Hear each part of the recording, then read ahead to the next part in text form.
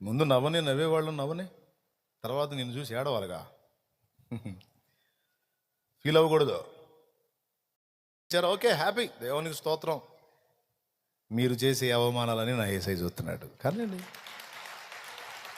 పంచుకోండి, నవ్వుకోండి, అనుకోండి. ఏమైంది?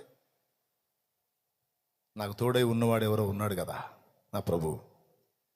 ఆయనే న్యాయం తీరుస్తాడు. ఏమైంది?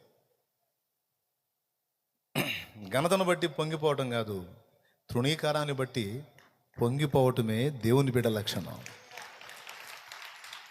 రివర్స్ మంది అంతా ఘనత వచ్చిందంటే కృంగిపోవాలి. వామ్మ, ఏంది నాయన, నేను మయంపరచబడుతున్నాను, ఏంది నువ్వు కదా మయంపరచబడాలి.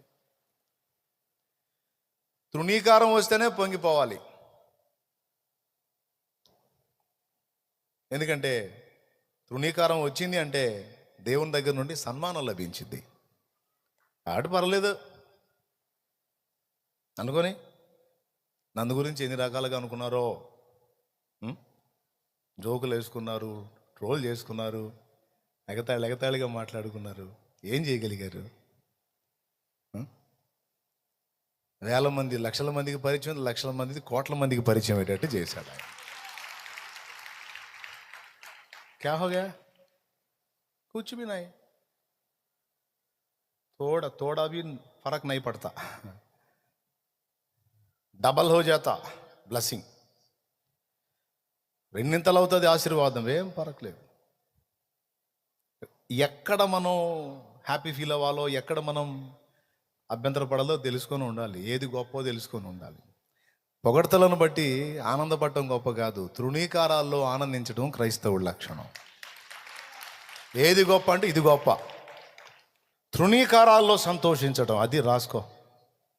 ఇవన్నీ ఒట్టి మాటలు కాదు, లేఖనం చెప్పే సాక్ష్యాలు. షిమి అనేవాడు ఎగబడి దావీదుని తిడుతుంటే యోవాబు, అభిషేక్ ఇద్దరు మేనల్లుళ్ళు మరియు ఆయన సైన్యాధిపతులు. చచ్చిన కుక్క వంటి వాడు వాడి బతుకు, వాడు నిన్ను తిట్టే అంత మాత్రపోడా నువ్వు మానో వాడిని చేరబోయి వాడి తల తీసి నీ కాళ్ళ దగ్గర పెడతా అన్నాడు. అన్నదమ్ములు ఇద్దరికి ఆవేశం వచ్చింది. మేనమామ మరియు రాజు. ఆయన తేలిగ్గా మాట్లాడుతుంటే మరి ఇటు బంధు ప్రీతి, అటు పక్క రాజును అంటుంటే సైనికుడిగా మరి బాధ కదా. అసలు వాడెంత, వాడి కెపాసిటీ ఎంత, వాడు నిన్నంత మాటలు మాట్లాడతాడా? చచ్చిన కుక్కలంటోడాడు అనో నేను పోయి వాడిని అంతం చేస్తానంటే, సెరూయా కుమారులారా, వానితో మీకేమి, నాతో మీకేమి. యెహోవా దావీదును శపింపమని వానికి సెలవియ్యని ఎడలా వాడు శపించి బతుకుతాడా? ఒక్క మాట నన్నంటే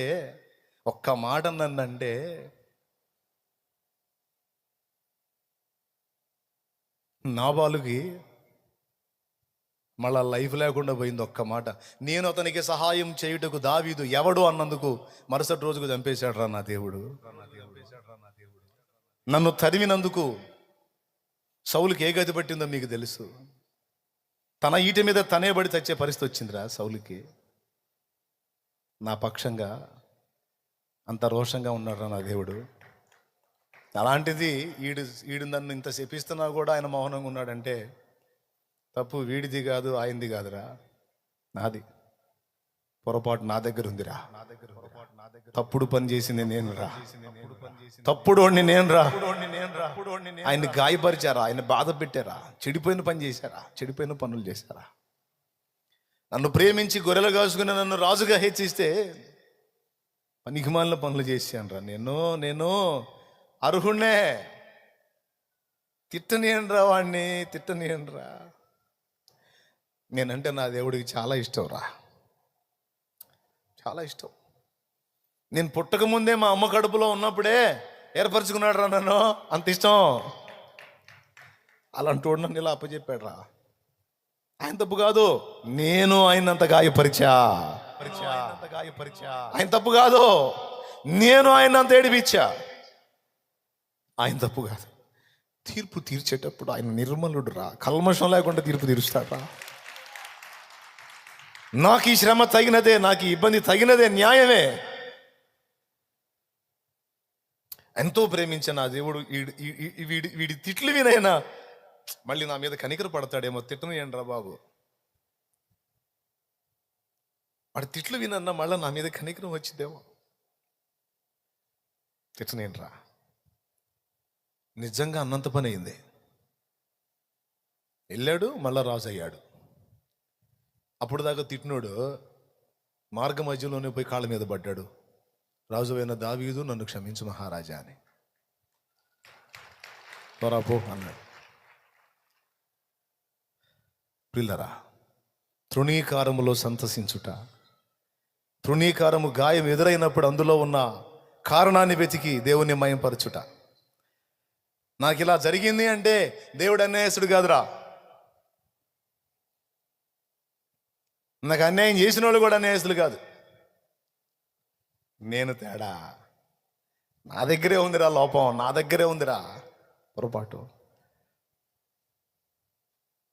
ఏం మైండ్ అండి అది? ఏ మైండ్? అహం విరిగిపోయింది. మన హృదయం దగ్గరికి వచ్చి చూస్తాడంట విరిగిందా లేదా అని. విరిగిన హృదయంలోనే విశ్రాంతి దొరికిద్దంట దేవునికి.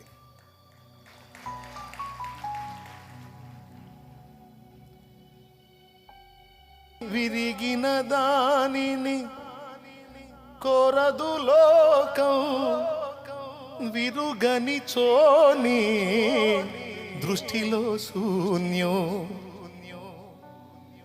విరిగిపోతేనేమో లోకం ఒప్పుకోదు.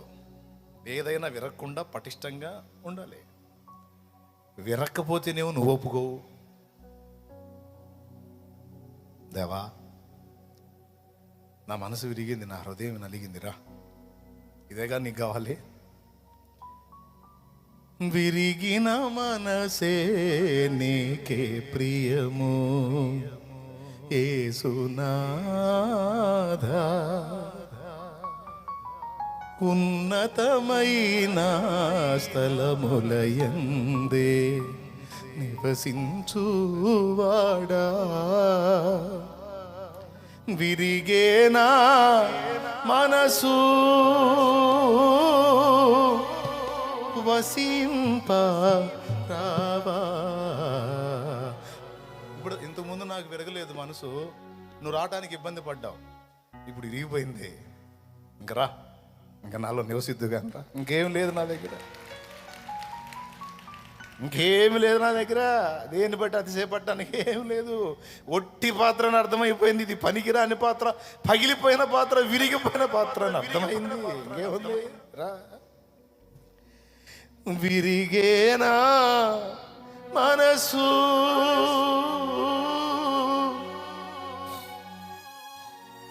వసింప రావా,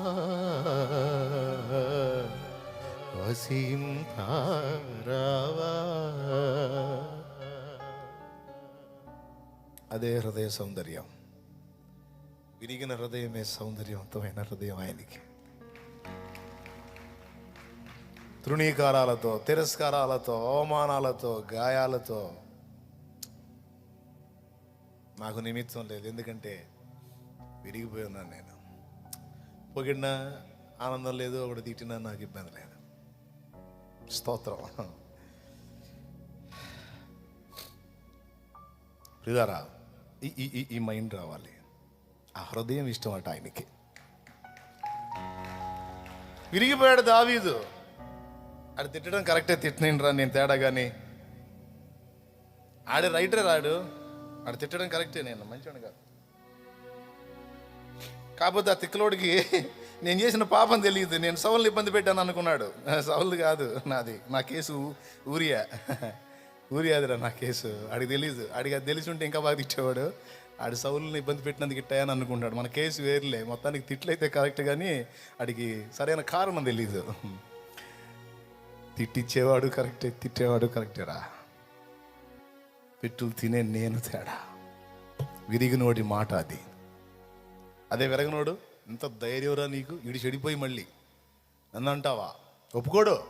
వెంటనే నోరు మూసేస్తాడు, అని కొట్టేస్తాడు, లేకపోతే ఏదో చేసేస్తాడు. అహం. దావీదు అలా కాదు. దేవుని చిత్తానుసారమైన మనసు గలవాడు. విరిగిన హృదయము నీకు ఇష్టమైన బలులో హల్లెలూయా. గట్టిగా చెప్పు. అది అది అది కావాలి. గాయం అయింది, దెబ్బ తగిలింది అంటే ఎందుకు తగిలింది? దేవుడు తేడా అయి తగిలిందా, లేకపోతే నాకు ఇబ్బంది పెట్టిన వాళ్ళు తేడా అయి ఇబ్బంది ఎదురైందా? కాదు, మనం తేడా. చెప్పండి, ఏమనుకోవాలి? ఎక్కడో నేనేసా దేవునికి అభ్యంతరకరమైన అడుగు. నేను యుక్తంగా నడుచుకున్నాను అనుకున్నా, దేవుని ముందు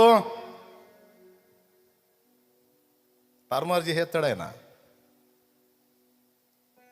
అంతే. ఓకే, ఏది గొప్ప?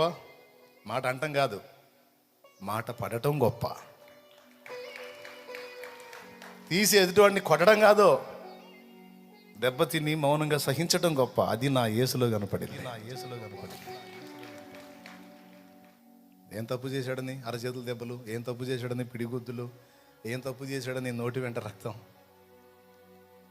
లోకంలో ఉన్న వ్యక్తులు మీరు ఈక్వల్ కాదు, వాళ్ళకి భిన్నమైనటువంటి వ్యక్తులు మీరు అన్నాడు. వాళ్ళు చేసినట్లే మీరు చేస్తే ప్రయోజనం ఏముంది? వాళ్ళు మీరు ఈక్వలే కదా, కానీ మీరు పరలోకమందున్న తండ్రికి కొడుకులు కూతుళ్ళు అన్నాడు. మీరు పరలోకమందున్న మీ తండ్రికి కుమారులు కుమార్తెలు అగున్నట్లు లోకంలో లోకస్తుల్లాగా వాళ్ళతో ఈక్వల్గా కాదు, వాళ్ళని మించి ఉండాలి మీరు అన్నాడు. అంటే ఎలా ఉండాలి వాళ్ళని మించి అంటే, పొరుగువాన్ని ప్రేమించు, శత్రువుని ద్వేషించు. ఈ సహజంగా లోకస్తులు చేసే పని. తనకు కంఫర్ట్గా ఉన్న వాళ్ళని ప్రేమిస్తారు, తనను ద్వేషించే వారిని శత్రువుగా చూసి వాళ్ళని ద్వేషిస్తారు. కాబట్టి లోకస్తులు చేసినట్టే నువ్వు కూడా చేసే అవకాశం ఉంది. నిన్ను ప్రేమించే వారిని నువ్వు ప్రేమించటం, నిన్ను ద్వేషించే వారిని నువ్వు కూడా ద్వేషించటం లోకస్తుల్లాగానే చేసే అవకాశం ఉంది. నువ్వు అలా చేస్తే నువ్వు లోకస్తుడివే, లోకస్తురాలివే. నీ స్పెషల్ ఏంటంటే, పరలోకంలో ఉన్న ఆయనకు నువ్వు కొడుకువి కూతురువి కనుక నీ స్పెషల్ ఏంటంటే, లోకస్తులు చేసిన దానికి భిన్నంగా నువ్వు చేస్తావు. అదేంటంటే, శత్రువుని కూడా నువ్వు ప్రేమించగలుగుతావు. శత్రువుని కూడా ప్రేమించగలుగుతావు. వాని మార్పు కోసం, వాని క్షేమం కోసం, వాని రక్షణ కోసం నువ్వు ప్రార్థించగలుగుతావు. ఇలాంటి మెట్టు నువ్వు ఎక్కనప్పుడు, ఈ మైండ్ నీకు రానప్పుడు, ఈ మనసు నీలో లేనప్పుడు, నువ్వు పరలోకమందున్న తండ్రికి కొడుకువి కూతురువి కావేమో. కొంచెం ఆలోచించుకో. నువ్వు నిజంగా ఆయన బిడ్డవైతే నువ్వు ఖచ్చితంగా శత్రువుని కూడా ప్రేమించగలుగుతావు అంటూ ఎగ్జాంపుల్ కింద ఏం చెప్తున్నాడంటే, మీ పరలోక తండ్రిని చూడండి, ఆయన చెడ్డవారి మీదను మంచివారి మీదను తన సూర్యుని ఉదయింపజేస్తున్నాడు, తన వర్షమును పంపిస్తున్నాడు, వాళ్ళకు కూడా అన్నం పెడుతున్నాడు. చెడ్డవాళ్ళు, ఆయనను ద్వేషించే వాళ్లకు సైతం పట్టడు అన్నం దేవుడే పెడుతున్నాడు. లేకపోతే ఫుడ్ యాక్ట్ వస్తుందండి. నీతిమంతుల మీదను అనీతిమంతుల మీదను తన వర్షమును పంపుతున్నాడు, తన సూర్యుని ఉదయింపజేస్తున్నాడు. తనను ప్రేమించే వారిని ప్రేమిస్తున్నాడు, తనని ద్వేషించే వారిని కూడా దేవుడు ప్రేమిస్తున్నాడు.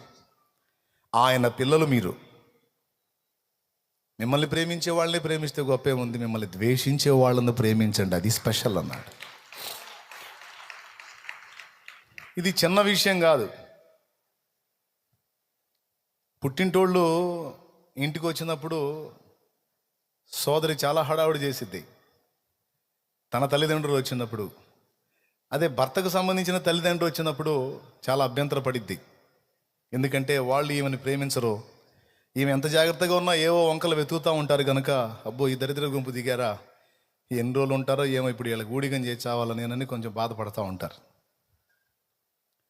కానీ నువ్వు ఒక దేవుని బిడ్డవు అయితే, పరలోక తండ్రికి కొడుకువి కూతురువి అయి ఉంటే, కూతురు అయి ఉంటే నువ్వు ఎలా స్పందిస్తావో తెలుసా? వాళ్ళు నిన్ను ద్వేషించినా సరే, వాళ్ళు వచ్చినప్పుడు వారికి జరగాల్సిన మర్యాదలో వీసుమంతా కూడా తగ్గకుండా నువ్వు ఎక్కువ ప్రేమ వారి ఎడల చూపుతావు. ఇది లోకస్తులకు నీకు తేడా. ఎందుకంటే నువ్వు ఆయన బిడ్డవి, అందరినీ ప్రేమించే దేవుని బిడ్డవి నువ్వు. లోకస్తులు కొలతలు వేరు, నీ కొలతలు వేరు. ఎలా నువ్వు రెడీ కావాలంటాడు ఆయన. పాయింట్ నెంబర్ 1, పెళ్లి చేసుకునేటప్పుడు కూడా ఒక విషయం చెప్పాడు ఆయన. పెళ్లి చేసుకునేటప్పుడు కూడా నువ్వు ఏదన్నా శుభకార్యం చేసుకుంటున్నావు అనుకో, నీకు చుట్టాలు, బంధువులు, స్నేహితులు, శ్రేయోభిలాషులు అందరినీ పిలుస్తావు. ఫంక్షన్ చేస్తావు, వాళ్ళు కూడా వస్తారు, చక్కగా తింటారు, పోతారు. వాళ్ళ ఫంక్షన్స్కి నిన్ను పిలుస్తారు, చెల్లుకు చెల్లు అయిపోయింది. నీ ఫంక్షన్కి వాళ్ళు వస్తారు, ఏదో చదివింపులు ఇస్తారు, వాళ్ళ ఫంక్షన్ నువ్వు పోతావు, చదివింపులు ఇస్తావు. నీ దగ్గరకు వచ్చారు, బిర్యానీ పెట్టావు, వాళ్ళ కార్యక్రమానికి పోతావు, వాళ్ళు బిర్యానీ పెడతారు, చెల్లు. కానీ నువ్వు ఫంక్షన్ చేస్తే ఎలా ఉండాలో తెలుసా? తిరిగి నీకు పెట్టలేని స్థితిలో ఉన్న బేదల్ని పిలిచి పెట్టు, ఆ ఫలం నీకు స్థిరంగా నిలిచి ఉంటుంది అన్నాడు. ఎంతమందికి అర్థమైంది? ఎవరికి పెట్టమన్నాడు? అవును, గ్రుడ్డి వారికి, కుంటి వారికి, అంగహీనులకు, లేమి గల వారికి పిలిచిపెట్టో. వారు బీదలు గనుక నువ్వు పెట్టినట్టు తిరిగి నీకు పెట్టే స్తోమత వాళ్ళకు ఉండకపోవచ్చు. చక్కగా నువ్వు పెట్టింది తింటారు, తృప్తిగా, సంతోషంగా ఆశీర్వదించి వెళ్ళిపోతారు. వాళ్ళు తృప్తి చెంది వాళ్ళు చేసినటువంటి ఆశీర్వాదం ఏదైతే ఉందో అది నీకు స్థిరంగా నిలిచి ఉంటుంది. అదే బంధువుడు అనుకో, ఖచ్చితంగా రాసుకుంటాడు, గుర్తుపెట్టుకొని. మరి ఆడు కార్యక్రమానికి మనకు పిలుస్తున్నాడు, నాయన ఆయన పిలవకపోతే ఎట్లా? మొన్న పోయినప్పుడు వాడు పిలిచి మనకి అన్ని చేశాడు కదా, మన దగ్గరికి వచ్చి మన కార్యక్రమానికి వచ్చి చేశాడు కదా, మనం కూడా పోవాలి వాడికి. చల్లేసుకోవటమే. కొంతమంది అయితే బిందె చదివిచ్చారా, కాగు చదివిచ్చారా కూడా రాసుకుంటారు. మన అమ్మాయి పెళ్ళికి వచ్చి మిక్సీ ఇచ్చారా, గ్రైండర్ ఇచ్చారా, లేకపోతే ఏంది బొకే ఇచ్చారా, లేకపోతే ఇంకేమి ఇస్తారు చదివింపులు పెళ్ళిళ్ళకి? ఏవో ఇస్తారు కదా, చెత్త చెదారం. ఏమి ఇచ్చారు? కొంతమంది అయితే ఫోటోలు పెట్టుకోవడానికి ఇస్తారు, ఏదో అది ఏమంటారు, ఫోటో ఫ్రేమ్ ఇస్తారు. కొంతమంది ఏమో వాచ్ ఇస్తారు. నా బోటోడు అయితే బైబిల్ ఇస్తుంటాడు. ఏ పెళ్ళికన్నా బాని, దానికి మించింది లేదు కాబట్టి బైబిల్. అట్లాగా పెళ్ళిళ్ళకి గిఫ్ట్లు ఇస్తారు. నాకు తెలిసి నేను చాలామందిని గమనించాను. కొంతమంది తెలివిగా ఏం చేస్తారు, చదివింపులు ఇవ్వాలనుకున్న వాళ్ళు వచ్చి ఇచ్చేయండి బాయ్ అని చెప్పి మొదలుపెట్టి ఇక ఒక్కొక్క బంధువుడు వచ్చి చదివిస్తుంటే ఆ చదివింపులను రాసుకుంటారు, ఎవరు ఏమి ఇచ్చారని. చెంబులు, తెప్పాళ్ళాలు, ఇత్తడి కాగులు, రాగి బిందెలు, స్టీల్ బిందెలు. ఇప్పుడంటే అన్ని కుళాయిలు, పంపులు వచ్చినాయి. అంతకుముందు పెద్ద పెద్ద కాగులు ఇచ్చేవాళ్ళు, బాగా మోసుకొని సావమ్మని కదా, అంతేనా? కొంతమంది బాగా క్లోజ్ అయిన వాళ్ళు ఉంగరాలు, బ్రాస్లెట్లు, చైన్లు ఇస్తూ ఉంటారు. ఇది రాసుకొని నీట్గా. మళ్ళీ వాళ్ళ కార్యక్రమాలు వచ్చినప్పుడు చక్కగా వెళ్ళిపోయాడు, మనకి చైన్ పెట్టాడు, ఎన్ని తులాలు పెట్టాడు, ఎన్ని సెవర్లు పెట్టాడు, కత్తి మించే ఇవ్వాలరా మనం, అప్పు చేసైనా సరే. పొరపాటున ఒక తులం తగ్గినా సరే, అంతకుముందు చదివింపులు ఇచ్చాడే వాడు చుట్టంతో ఇంకో చుట్టంతో అంటాడు. వాళ్ళ అబ్బాయి పెళ్ళికి పిలిస్తే, వాళ్ళ అమ్మాయి పెళ్ళికి పిలిస్తే నేను పోయి 20 తులాల వస్తువు చేపించా. ఆడు కూడా చేపించాను అన్నాడు. మీ అమ్మాయి పెళ్ళి కంటే ఏంది ఆడు చేపించింది? 15 తులాలు చేపించాడు. నేను 20 తులాలు చేపితే 15 తులాలు. ఇంత కక్కుర్తి ఎందుగా అంట. ఇంత మాత్రం తిట్టుకునేదానికి ఎందుకురా నీ చదివింపులు తగలబెట్టనా అని నేను అనుకుంటా. వీడు 20 తులాలు చేయించాడంటే వాడు కూడా 20 తులాలు చేయించాలంట, లేకపోతే తప్పంట అది. ఇట్లా చల్లేసుకునే బాపత అనమాట. అవునా కాదా? ఎంతమంది ఒప్పుకుంటారు? నిజమే బెదరన్న. స్తోత్రం. ఇట్లాంటి మాటలు రాకుండా ఏం చేస్తారంటే వాడు 20 తులాలు చదివిస్తే వీడు 25 తులాలు చదివిస్తాడు. రేపటి రోజున మాట రాకుండా వాళ్ళ అమ్మాయి పెళ్ళికి పోయిన 20 తులాలు చదివించానంటే వాళ్ళ అబ్బాయి పెళ్ళికి పోయిన 25 తులాలు చదివించా, కాట వేసుకోమను అని గొడవకి బాగా స్ట్రెంత్గా ఉంటుంది కాబట్టి ఇట్లా చేసుకుంటారు అన్నమాట. ఇవన్నీ సర్వసాధారణం. కాబట్టి దాదాపు పెళ్ళిళ్ళన్నింటిలో జరుగుతాయి కదా. యేసయ్య చెప్పిన సూత్రం ఏంటో తెలుసా?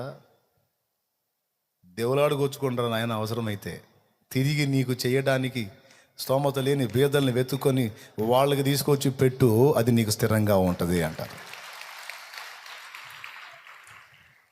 ఈ మాట మనం వింటాం కానీ నిజంగా మనం చేస్తాం ఆ పని? ఊళ్ళో ఉన్న భిక్షగాళ్ళందరినీ తీసుకొచ్చి పోగేసి మనం ఫుడ్ పెడుతున్నాం అనుకో, చుట్టాల పక్కలు ఏమంటారో తెలుసా? మనల్ని పిలిస్తే మనకు అవన్నీ ఇవ్వాల్సి వచ్చిద్దని వాళ్ళని తెచ్చుకొని వాళ్ళకి పెట్టుకుంటున్నాడు అని అంటారు ఏమో అని. వాక్యం ఎలా ఉన్నా కూడా మనం అటు చేయం. సరే నేను చెబుతున్నాను, వాళ్ళకి పిలిచి పెట్టు, కానీ ఫలము నిలిచి ఉండేటట్టు జాగ్రత్త పడాలంటే మాత్రం తిరిగి నీకు ఇవ్వలేని స్థితిలో ఉన్న వాళ్ళకి సహాయం చేయి.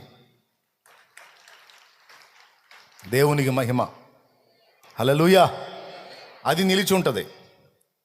ఇప్పుడు భిక్షగాడికి దానం చేశావు, అతను మళ్ళీ తర్వాత ఏదో లాటరీ టికెట్ తగిలింది, ధనవంతుడు అయ్యాడు. నేను వెతుక్కొని వచ్చి నీకు మళ్ళీ దానం చేస్తాడేంది? అసలు ఎవరో కూడా తెలియదు. అలా ఇచ్చిన దానం, దాని ఫలం నీకు నిలిచి ఉంటుంది. ఏది గొప్ప? బదులుకు బదులు ఇచ్చేవాడికి పెట్టడం గొప్ప, తిరిగి ఇవ్వలేని స్థితిలో ఉన్నవాడికి పెట్టడం గొప్ప? పెద్దగా అది దేవుని బిడ్డ లక్షణం. అది దేవుని బిడ్డ లక్షణం. ప్రేమించే వాళ్ళని ప్రేమించడం లోక సంబంధుల లక్షణం. శత్రువుని కూడా ప్రేమించటం దేవుని బిడ్డ లక్షణం. ఏది గొప్ప? అది. 2. మూడవది, ఏదైనా ఒక అకేషన్కి నువ్వు పిలువబడ్డప్పుడు, ఒక ఫంక్షన్కి లేదా ఒక కార్యక్రమాన్ని నువ్వు పిలువబడ్డప్పుడు, యేసయ్య చెప్పాడు, కొంతమంది కనబడాలని ఏం తపన పడినా పడుతుంటారు. ముందు ముందు ముందు ముందు ముందు ముందు వేదిక మీదకి రావడానికి ఇష్టపడతారు. యేసు ప్రభు ఏం చెప్పాడంటే, ఎక్కడికైనా నువ్వు అలాంటి కార్యక్రమాలకు వెళ్ళినప్పుడు, నీకు పిలుపుంటే వెళ్తావు కదా, వెళ్ళినప్పుడు నువ్వు ముందు ముందుగానే పోయి పైకి ఎక్కి కూర్చున్నావు అనుకో, ఫంక్షన్లో నువ్వు అక్కడే పెద్దోడు ఉండవుగా, నీతో పాటు అందరిని పిలుస్తారు. నీకంటే ఘనుడైన వాడు వచ్చాడు అనుకో, మొహమాటం లేకుండా నీ దగ్గరికి వచ్చి, బ్రదర్ కొంచెం ఇక్కడ కొంచెం లేచి వెనక్కి కూర్చుంటావా, ఇక్కడ మన ముఖ్య అతిథి వచ్చారు, వారు కూర్చుంటారు అంటే గాలి తుస్సుమని పాయే. హెచ్చులెచ్చులుగా పోయి అందరికంటే బాగా కనపడాలని మెయిన్లో కూర్చుంటే, నీకంటే మనగాడు ఇంకో కూడా వస్తే నీ బంధువే, లేకపోతే నీ స్నేహితుడే, లేకపోతే నిన్ను ఆహ్వానించినోడే, లే ఇక్కడ నుంచి లే వెనక్కి పో అంటే ఎంత దరిద్రంగా ఉంటుంది అది, ఎంత అవమానం. ఇదేం కాదు, యేసయ్య చెప్పాడు. ఏడు చెప్పాడు? దేవుడు అడుకోండి బైబిల్లో, ఏడోసారి చెప్పాడులే.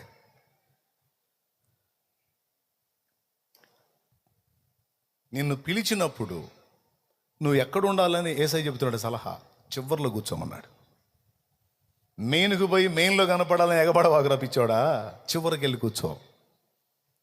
నువ్వు చివర్లో కూర్చున్నప్పుడు నిన్ను ఎరిగిన వాడు, నిన్ను ఆహ్వానించిన వాడు చూచి, ఏంది నువ్వు ఇక్కడ కూర్చున్నావేంది, అదే రే హడావుడి చేసి వచ్చి, నో ఇది కాదు నీ ప్లేస్ అక్కడ అని అందరి ఎదుట నిన్ను అక్కడి నుంచి తీసుకొని వస్తుంటే అది ఎంత గౌరవంగా ఉంటుంది.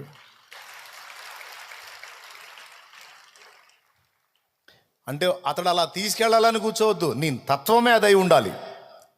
అతడు తీసుకెళ్ళినా తీసుకెళ్ళకపోయినా నాదేముంది, నేను ఎంతటి వాడిని అనే నేచర్ కలిగి ఉండి చివరిలో కూర్చో అన్నాడు. ఏది గొప్ప? ఎగబడి పైన కనపడటం గొప్ప, లేకపోతే రామయ్య నిన్ను చూపిస్తాను రారా చెల్లి అని పిలిస్తే ప్రభు ఒకడు గుర్తిస్తే చాలే అన్న, ప్రజలు మెచ్చుకుంటే ఎంత, మెచ్చుకోకపోతే ఎంత, పర్లేదులేనా, నేను కనపడకపోతే ఇప్పుడు ఏందంటే వచ్చిన నష్టం ఏంది, నేను చూపిస్తాను రా అమ్మ, చాలామంది అడిగారు, నేను రానులేను అన్న, నన్ను పిలవాక, నన్ను నీకు దండం పెడతా. అవకాశం ఉంది, కనబడవచ్చు, కానీ తగ్గించుకుంది. ఈరోజు ఇంతమంది ఎదుట ఇన్నిసార్లు ఆమె కనపరచబడతా ఉంది.